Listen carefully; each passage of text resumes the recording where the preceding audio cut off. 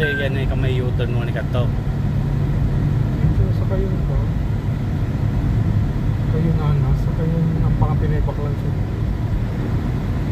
Pero piling ko naman, daan na ulit stoplight kaya itong nakapili na kato.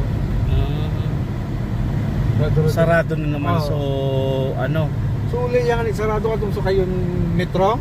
Sarado ka ito, di ka pwede ka mag-left kung paano si di ka pwede may left. Pabalik na naman yung ko. Kaya diskarte pala. Ito kay may U-turn sa kayo ni Madam Nura, pag nailigo pa yung mga kita kay Madam Nura. Ito ka kinaduro-diretso na kasi parang kan mga stoplight ito.